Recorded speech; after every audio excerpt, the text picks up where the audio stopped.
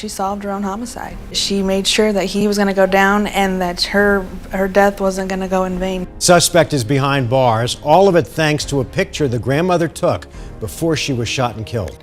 Before the shooting and after the alleged altercation, police say Pamela rolled down her passenger window and snapped a clear photo of the suspect.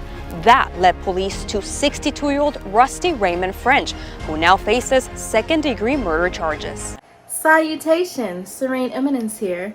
It's a pleasure to proceed with our second most episode of the Gig Economy Homicides series, wherein which we shall be covering the case of Mrs. Pamela Ray Martinez, a shot and slain Uber Eats driver of whom solved her very own homicide via snapping a shot of the suspect himself. I will also assure to provide thorough protective and preventative safety protocols at video's end. This episode shall be increasingly more victim-oriented than the previous episode, as research revealed little to no information regarding the perpetrator in this case. The initial episode of Gig Economy Homicides covered the case of Mr. Randall Cook, a hard-working Uber Eats driver and graphic designer by trade, of whom was senselessly dismembered by a Mara Salvatrucha gang member.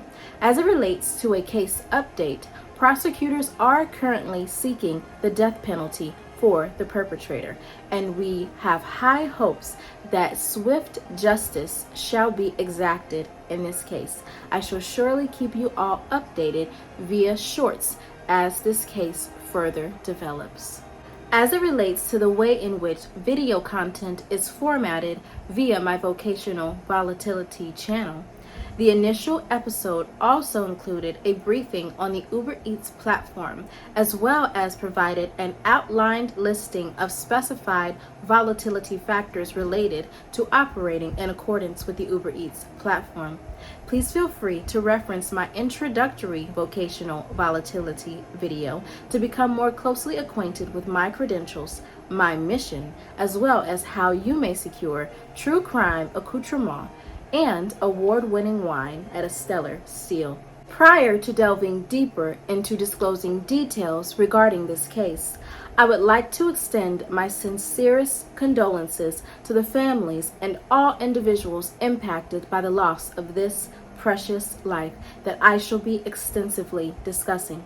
May the unique legacy of this individual mentioned via this particular video live on through the entirety of the contents of this channel and evermore exist within the hearts and memories of those that cared for her most. Viewer discretion is advised. Sensitive topics such as graphic depictions of violence shall be discussed moving forward. Please cease your viewership if you are uncomfortable with the aforementioned mature matters. Now let's unfurl in tandem with full disclosure regarding this particular case. The date for which this senseless act occurred was June 11th, 2022. The time for which it occurred was betwixt the hours of 7:16 p.m. and 7:25 p.m., wherein which Uber Eats support confirmed that Mrs. Martinez completed her final delivery, literally, at 7:15 p.m., and Glendale officials responded to reports of a woman that was distressed and unresponsive subsequent to a minor traffic accident just before 7:30 p.m. The locale for which this occurred was the state of Arizona in the city of Glendale, and the cross streets were 61st Avenue and Bell Road. In respects to the crime itself, the victim was pronounced dead on the scene. She was found shot to death with a single bullet wound to the cranium. Upon approaching the scene, police recounted that Mrs. Martinez was apparently shot through her car's window and subsequently laid lifeless in the front seat of her very own vehicle. Mrs. Martinez's daughter says she believes the shooting was a road rage incident, that her mother and the perpetrator, Mr. French, exchanged words after some sort of traffic conflict, and that she deliberately took the photo as evidence. The daughter stated, "I know she knew what was going to happen," she said. and she was not going to let it happen without doing something. And so she did. The perpetrator has been officially charged with second-degree murder and is currently being held on a $2 million cash-only bond. The motive is sadly unknown, wherein which the perpetrator reportedly blacked out during the incident and subsequently has no recollection of what actually happened. Right.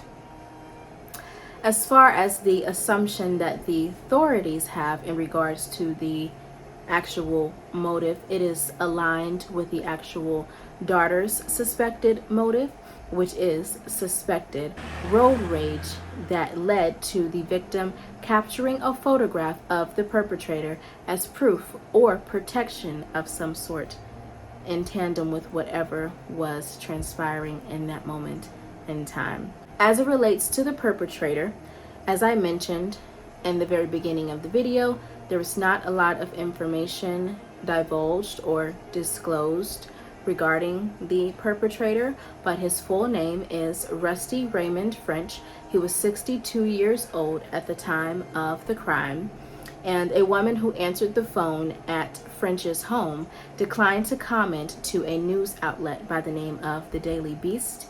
It is assumed that the woman may be named Tammy French, wherein which when I conducted my own search via Spokio, I saw that he resided with an individual by the name of Tammy French at the locale for which he was dwelling in during the time of the incident. Spokio research also confirmed his age, which is 62, and that his address during the time of the event was North 67th Avenue in Peoria, Arizona, which was around 6 blocks from the actual crime scene. And he did have past addresses in Buckeye, Arizona, Sun City, Arizona, and another locale in Peoria, Arizona. I did find some phone numbers. They weren't full-length phone numbers, but they were associated with Verizon Wireless and CenturyLink, and 2 county court records did come up in the Maricopa County area within the confines of Arizona. So that's all we know about the perpetrator himself. No motive, no information, still charged. As it relates to the victim, her daughter, Mrs. Monique Daniels, provided a wealth of information as it relates to her mother's personality, her hobbies, and vocational endeavors and beyond was disclosed via a number of media outlets. And those were specifically articles. There's only one single video that I came across on YouTube, but I did consolidate as much information as I could so that you all may be a little bit more enlightened and have more insight into who this individual was and how she shall evermore be remembered. So Mrs. Pamela Ray Martinez was approximately 60 years old at the time of her senseless death. She was a devoted single mother of 2 and a grandmother of 4. 2 of her grandchildren reside in Colorado with her daughter Erica. One grandson is named Elijah after a son that Mrs. Martinez lost. And there was another grandchild on the way during the day that she was actually taken away from us in such a sad way. As far as the daughter, Monique Daniels, she was approximately 7 months pregnant amid the last time she saw her mother. In regards to their final moments together, it was 5:30 p.m. on June 11th when Mrs. Martinez brought her pregnant daughter a soda to soothe her pregnancy craving. According to Monique Daniels, the daughter, her father died when she was young. As such, she was raised by her mother, and her mother subsequently raised both of her daughters as a proud and devoted single mother.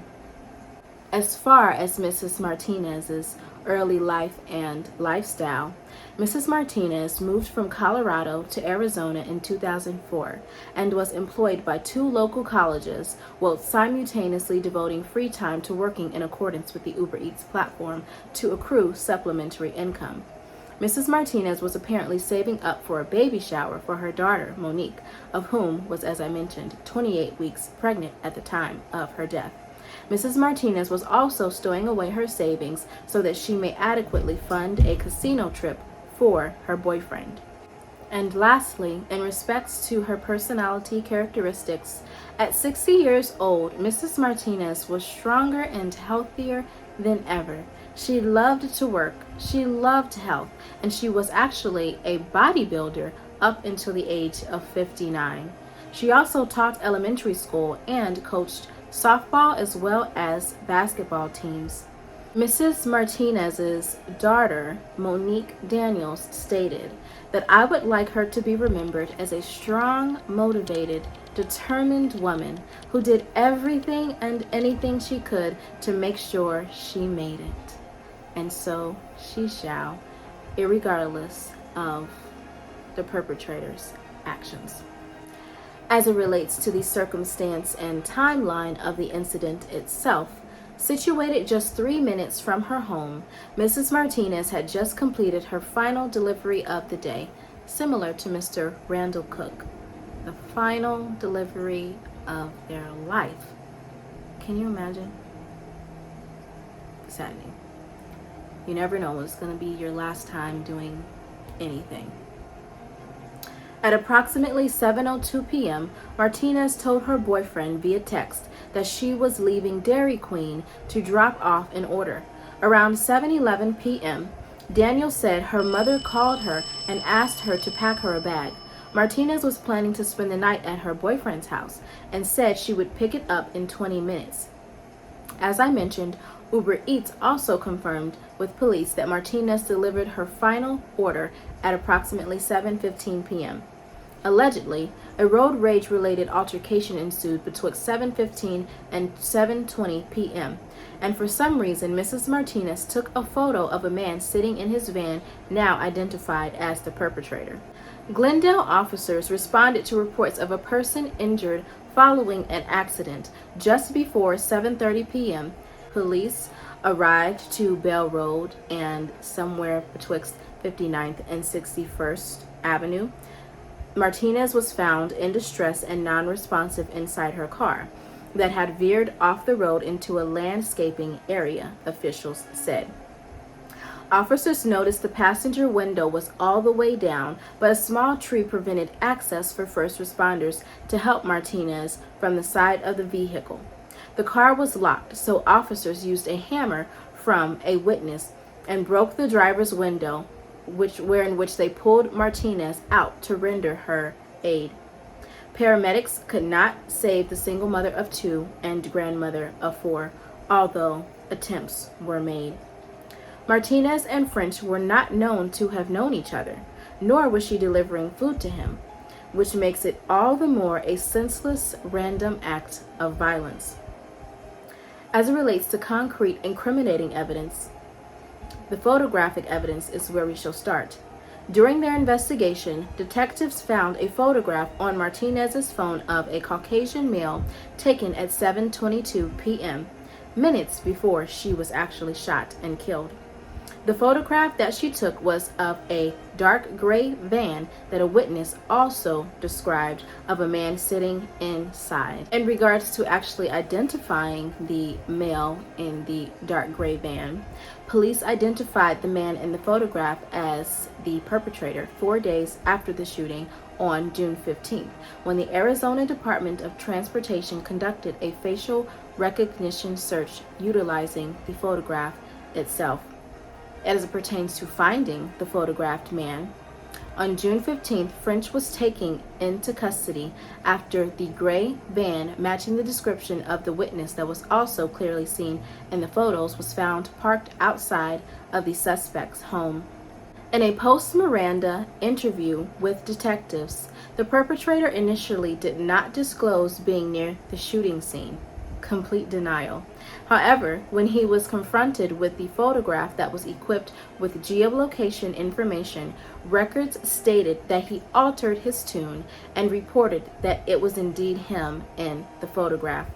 Rusty claimed to have no knowledge of the incident and believed he may have blacked out, court documents stated. When detectives questioned French about the photograph and asked if he believed Martinez's cell phone was an actual firearm, Rusty replied and said, smart aleckly, something to the effect that he would tell the detective if he had a self-defense claim. However, he doesn't.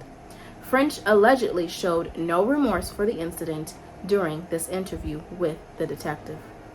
As it pertains to ballistic evidence, a search warrant was executed at the perpetrator's home, in which police allegedly found multiple firearms along with a handgun that was a ballistic match to the handgun utilized in the shooting, according to officials. In respects to video surveillance, Rusty Raymond French is seen on surveillance video from a nearby restaurant driving south on 61st Avenue north of Bell Road when he made a left turn onto a dirt parking lot. The victim's car was seen heading north on the same stretch of road when she turned into the parking lot behind French, documents detail. Records suggest that no altercation can actually be viewed via camera evidence, but somehow the cars ended up in opposite directions. When speaking of corroborative incriminating evidence, a witness told police he was driving on 61st Avenue when he observed Mrs. Martinez's car parked along the west curb facing northbound. This person said a dark gray van facing southbound was parked next to the vehicle. A witness told police that Mrs. Martinez was initially parked next to the van on the side of the road, and the perpetrator could be seen outside of Martinez's car before getting back into his vehicle and subsequently driving away. The witness added that Mrs. Martinez's car slowly began to drive off of the roadway after the perpetrator fled the scene. When the witness called out to them, the man got into his vehicle and drove off. So apparently the witness attempted to intervene via making attempts to communicate with the actual perpetrator. However, that further prompted him to flee. In summation, this reprehensible incident was essentially a shoot and run with no evident indication of provocation nor justifiable reasoning. It vaguely reminds me of a case covered by 48 Hours entitled A Student of Murder, where a young male stopped at a traffic light and fired directly through his very own passenger side window into the window of an adjacent motorist, with his only intent being to randomly execute a fellow human. He was apparently inspired by James Bond, and they found footage on his laptop along with a plethora of other incriminating footage in which he was watching a video of a man disclosing in great detail how to shoot through your passenger's side window and execute someone. And he was doing much more research on how to essentially be engaged in a murder and get away with it in a stealthy manner like James Bond. He went through the effort of securing a new window and a number of other efforts to cover his tracks. If only these individuals will put that much effort into the rationale of not moving forward with such senseless acts, the world would be a more harmonious space. However, we all utilize our energy in whatever ways we see fit, and we always have the choice to engage our energy in a manner that is aligned with chaos or a manner that is aligned with harmony, or you can exist somewhere in between in the space of contentment and understanding and wisdom. However, for a multitude of reasons, individuals veer further off into the opposite end of either spectrum for whatever reasoning they see fit, or in this case where Mr. Rusty Raymond French blacked out, no reasoning at all. And there we have it. Senseless, reprehensible acts occur on a daily basis. With this saddening knowingness in mind, I shall proceed to move forward with the protective and preventative safety protocols for you all to align with, if you feel so called to. Although we cannot confirm with 100% certainty that a road rage incident incited this senseless slaying of Mrs. Martinez due to the lack of veritable video footage and the absence of corroborative witness testimony indicative of an actual altercation, I find it to be of the utmost importance to expand my viewers' awareness via sharing statistics related to the consequences of aggressive driving, as well as make an effort to bestow actionable advice that shall serve to enhance driving etiquette and much-deserved safety for all individuals of whom we share the road with. Now, I myself have a particularly loathsome disdain for aggressive driving and road rage because it's one of those things where a combination of recklessness and negligence can lead to senseless assaults and possible senseless murder, accompanied by the large monetary toll that it takes, even if someone isn't injured and gets away scot-free without injury. It's not scot-free because there has to be some sort of payment for the damages. So all in all, no one ever wins when a negligent, reckless driver is on the road. So I behoove that you all pay close attention to these statistics as well as these safety protocols so that we may prevent the bulk of these senseless occurrences. As far as the definition, road rage or aggressive driving is defined as a societal condition where motorists lose their temper in reaction to a traffic disturbance. In regards to statistics, the percentage of road rage incidences involving a gun that resulted in injury or death has been incrementally increasing since 2016. In the year 2020 alone, nearly 50% of individuals involved in a road rage incident were either injured or killed, with approximately 102 individuals being executed. Now, in the year 2021, a little over 60%, so 10% more than the previous year, of individuals were involved in a road rage incident where they were either injured or killed, with approximately 131 being executed.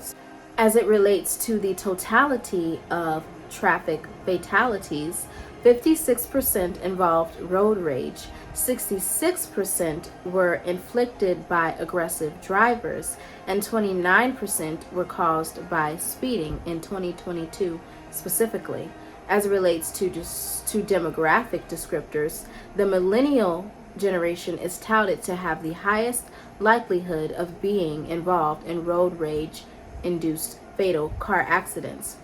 54.2% accounted for fatal road rage and aggressive driving related accidents, and 35.6% of millennials accounted for all other fatal accidents not involving aggressive driving. As it relates to the day of the week and the time frame that's associated with the highest rate of fatal aggressive driving accidents, they typically occur around 10 p.m. and the lowest rates occur around the 8 a.m. hour.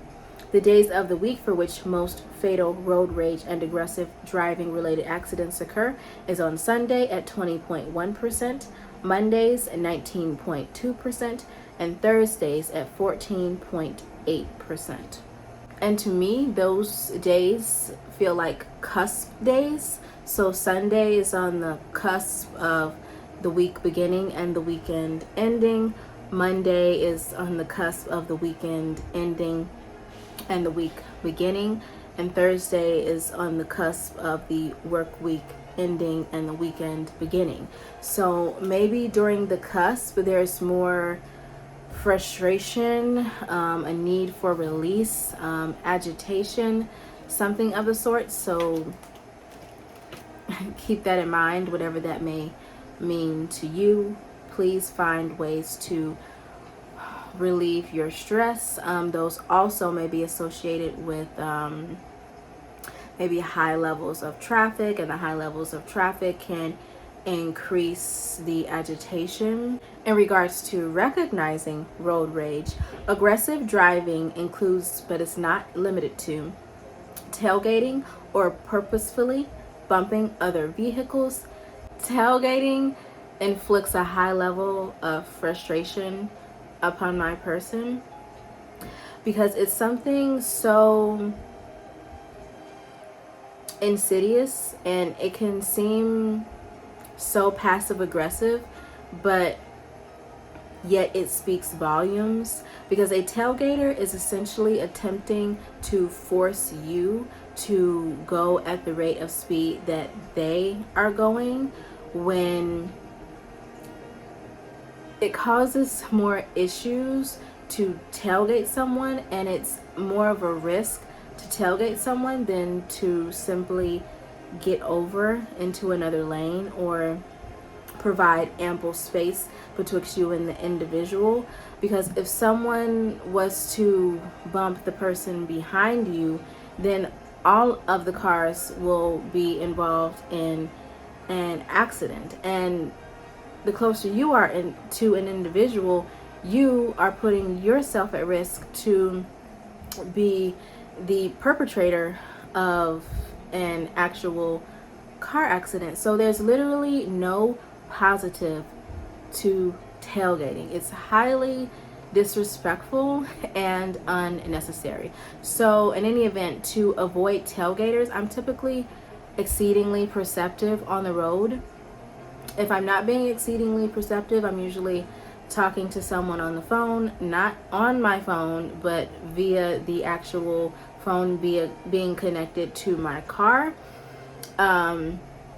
Or my thoughts are just in so many different places that I'm not fully paying attention. But 99% of the time, I'm looking through all of my mirrors, as well as in front of me, so on the sides, back and front of me, so I can gauge the speed of everyone around me. And if I see someone going at a high rate of speed, I simply get out of their way, because I'm not a speeder. I don't go above the speed limit because I just like to coast and take my time, and I always give myself ample time whenever I'm going somewhere, so there's no need for me to speed. And if I ever do catch myself speeding, I snap myself out of it. Like if I need to get somewhere or something else is transpiring, I snap myself out of it, because there's no positive to speeding. Because what if you don't make it there because you're speeding trying to get there? It's a lose-lose in my opinion. So whenever I perceive that someone's going at a high rate of speed, I get out of their lane and away from them.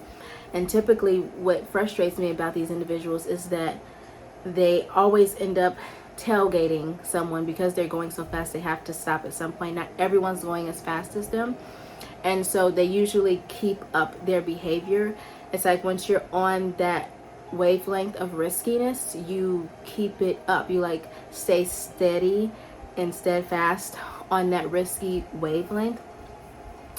And so I typically don't intervene or implant myself into someone's possible karma. But it's really frustrating when I know that this senseless behavior can lead to grave recklessness and possible death. So it's what really grinds my gears about it. And so I typically get over, but if I see that they're like in my near vicinity and I don't have to speed to catch up with them, and I see them tailgating someone, I usually use my horn sparingly, but I will intensely honk at this individual to get them to cease their behavior, or just to jolt their awareness and awaken them to the fact that something's off. Sometimes they may not think it's them, because some people think that this behavior is normal, that is bad. When recklessness is normalized, that is bad, because that leads to a higher probability of senseless assault and death via vehicular manslaughter. So I honk at them to make them aware that this is wrong. And if I'm on a one-way street, I'll get over to the side of the street. Like if I'm on the PCH or Cannon, what's the other street? I don't know. Like a long length street where there's not two lanes, I'll get over onto the shoulder, I believe that's what it's called, and I'll let them get over. But I will honk at them as they're getting over to let them know that their tailgating behavior was incorrect. And I do have other methodology, but my highest level advice is to be perceptive and avoid them. And I only reprimand them because I know that they're going to keep it up, and I'm trying to shift them off of that reckless wavelength. But I'm noticing that usually older individuals, when I honk at them because they're being a little bit reckless or a little bit like not paying attention, they'll shift their behavior, and I can see that they have started to put space in between them and the other them and other motorists, or they literally just slow down in general. But when I see people weaving in and out of traffic with no blinker, with no respect, with no regard, I will honk at them, because that's literally all I can do. But I try to avoid it because I don't want to implant myself, like I said, in their karma and in an actual road rage incident. But what I do is I don't allow road ragers or aggressive drivers to be behind me. I allow them to be in front of me. So they'll never like catch up to me. They'll never like do anything to me. They'll never be able to say anything to me, because I'm not trying to get an altercation. I'm just trying to alert you that this is incorrect behavior, simply put. So when I get over, I just like get behind them, and if I do get behind them, I will honk at them. But sometimes they're already out of sight because they're just going so insanely fast, and it's so sickening, to say the least. So that was my rant on aggressive driving and my personal anecdote. But there are other forms of aggressive driving, which I mentioned: erratic lane changing, speeding or racing other vehicles, blocking other motorists from changing lanes or cutting off other motorists, shouting at other motorists whilst using explicit language or utilizing obscene hand gestures, failing to yield to pedestrians or other drivers or traffic signals. I despise when someone because it's counterintuitive the way that sometimes the lights are set up. Like the light will be green, but the pedestrian light will be on for the individual to walk. So that's very risky. When something that we instinctively attune to, like traffic signals, are aligned for us to press the gas, and then if we press the gas and the pedestrian light is on that's not clearly in our visibility, it sets up the potential for a pedestrian being hit. So that's something strange about the traffic light infrastructure. I don't see that everywhere, but I have seen it on a number of occasions, and I've even had to stop myself. And sometimes pedestrians will look at you like, oh my gosh, are you going to hit me? It's like, it's instinctive, like psychologically instinctive. And individuals that build infrastructure need to have psychologists like on deck to help them properly coordinate systems for the safety of the individuals that are operating within the system, because a lot of systems are faulty. Unfortunately, there's a lot of room for error because there's a lot of things to coordinate, but things like that are important because they cause unnecessary issues. So, but I do despise when an individual is like waiting for a pedestrian to walk, and then as soon as the pedestrian gets like a half an inch away from their vehicle, they're like speeding off and like skirting off, and it's like so loud and so like it's almost like they want to hit the person. It's like that's passive aggressive to me. I mean, okay, you get to go now. Why are you? And then if you, yeah, I don't like stuff like that. I don't like passive aggressiveness. I take passive aggressiveness as like high level violence because I'm always thinking into the future of what could actually transpire if the passive aggressiveness was to fully develop. So I'm always like future forward in the present, utilizing all the information to solidify where this behavior can lead and to which destination that this potential behavior can lead to. Another form of aggressive driving or road rage is, of course, exiting one's vehicle in an effort to directly confront another driver. Now, as far as the preventative and safety protocols, respond, don't react to road rage. Adhere to the following instructions. So I would say take the don't react,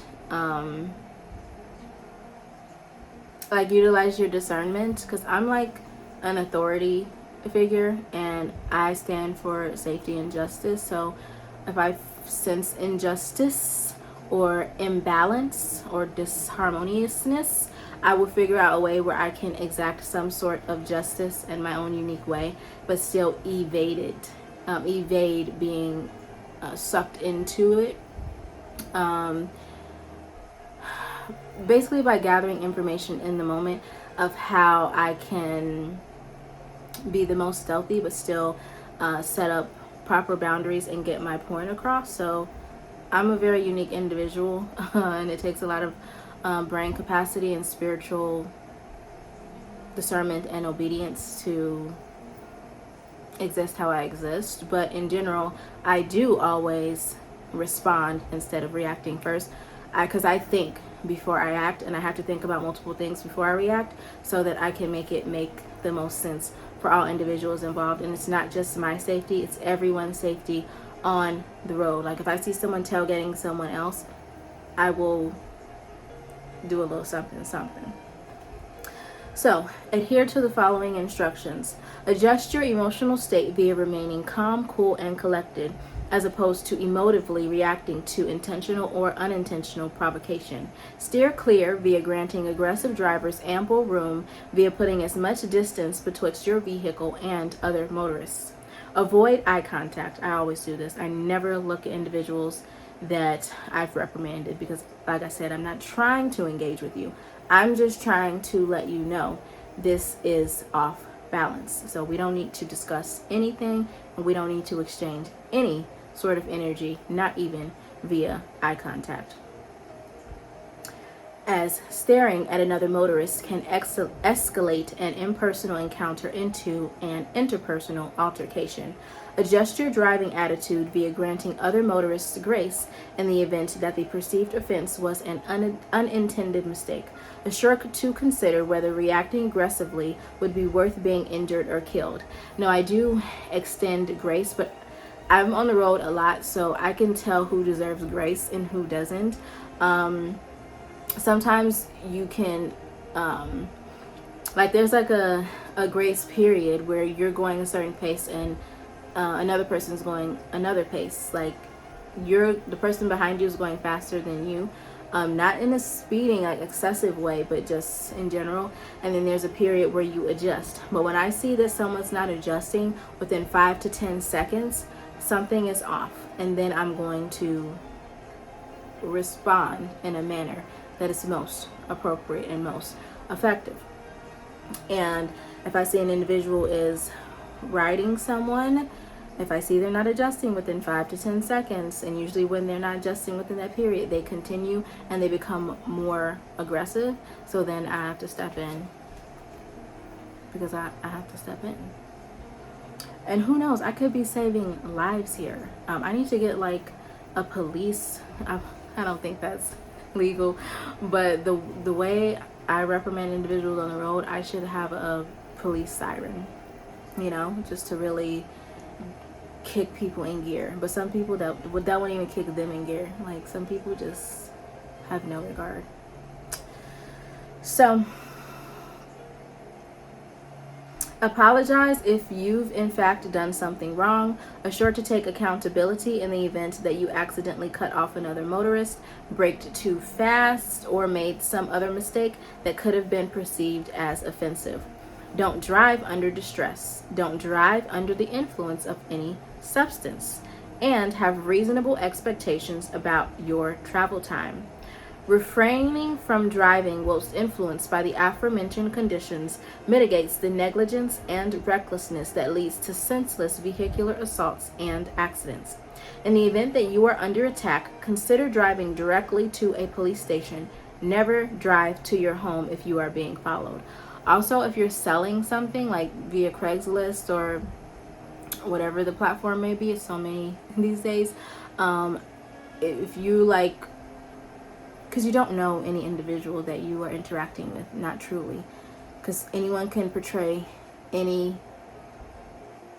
form that they desire to ultimately receive what they want. So if you're selling something, I would take it as far as to ask them to meet you at a police station to exchange everything. There should be no problems if there's no problems. So I would suggest that, especially if you feel concerned about your safety, and especially if it's like a high ticket item, some sort of technology, or even a pet or something like that. That's what I would do. And if you are stationary, contact authorities immediately and remain on the line with a 911 dispatcher for the duration of the time. You want to keep them on the line so that everything can be documented. You might even want to put on your video camera or take a picture, just like Mrs. Martinez. You may also contact California Highway Patrol's non-emergency number at 800-TEL-CHP or 800-835-5247. I have not had to contact them as of yet, but I have snapped videos. I have snapped pictures of individuals' license plates who have been excessively out of their minds and frankly out of control.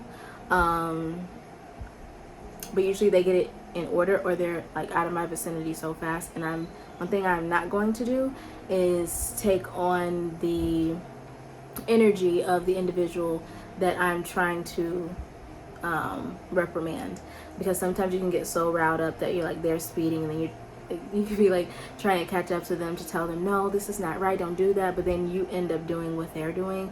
So I try to refrain from that, and if they're out of sight, then they're out of my sight.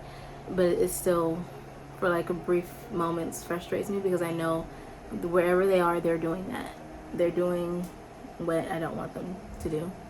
So also, no stipulations regarding license to carry weaponry in your state. You may not carry a concealed firearm on your person in public unless you have a valid carry concealed weapon or CCW license. A U.S. citizen or legal resident over the age of 18 may generally carry a handgun anywhere within his or her place of residence, place of business, or even upon the property of some property that is privately owned or lawfully possessed by the citizen or legal resident. As far as 5 legal self-defense weapons in California, you may carry mace or pepper spray. I do have some right here. I haven't even opened it. I haven't utilized it as of, hopefully I never have to use it, but if I do, then I do. But I'm so perceptive that I don't think anything could get past me that swiftly, because I'm like, I have literally like eyes in the back of my head. Like, I'm just so organically observant that, yeah, I don't think I will have to use it, but I have it just in case. You may also secure stun guns or tasers, certain knives such as pocket knives or non-switchblade folding knives, and personal alarms. And so, in sagacious summation, Please be so kind as to engage your intuition and employ your discernment as you are completely and wholeheartedly obedient to the wisdom that it has to bestow upon your person. Whilst interacting with the external world, we relinquish our control to the whims of the world itself. However, we may engage our intuition as a guidance system of sorts that serves to protect and direct our soul's trajectory at any given moment in time.